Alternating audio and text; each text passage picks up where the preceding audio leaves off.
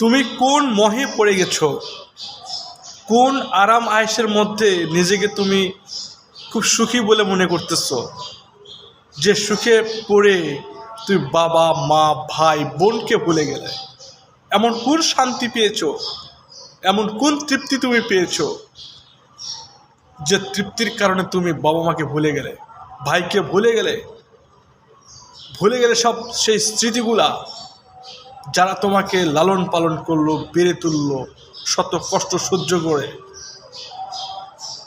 রাতকে দিন, দিনকে রাত, কঠোর পরিশ্রম করে তোমাকে কিন্তু এই পজিশনে নিয়ে এসেছে। তোমাকে দুনিয়াতে নিয়ে আসার মূল সেটা হচ্ছে তোমার মা। যে মা তোমাকে 10 মাস 10 দিন গর্ভে ধারণ করে জন্ম দিল, তারপরে আস্তে আস্তে বেড়ে তুললো, খেয়ে না খেয়ে। ভুলে গেলে, ভুলে গেছো তোমার কি সন্তান নাই? সন্তান যদি থেকে থাকে, তুমি তো বাবা মা হয়েছো, তুমি তো বুঝো বাবা মা কত কষ্ট করে।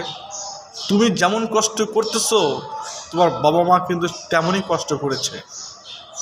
তবে কোন মোহে, কোন সুখ শান্তির জন্য তুমি ভুলে গেলে সেই বাবা মাকে? কোন মোহে? তুমি যেমন ভুলে গিয়েছো, দোয়া করি তোমার সন্তান যেন তোমাদেরকে না ভুলে যায়। এটাই দোয়া করব, তোমার সন্তান তোমাকে যেন মনে রাখে। এটাই আল্লাহর কাছে দোয়া করি। এটা হচ্ছে প্রত্যেকটা বাবা মার চিন্তা ভাবনা। প্রত্যেকটা বাবা মা আল্লাহর কাছে এইভাবেই দোয়া করে।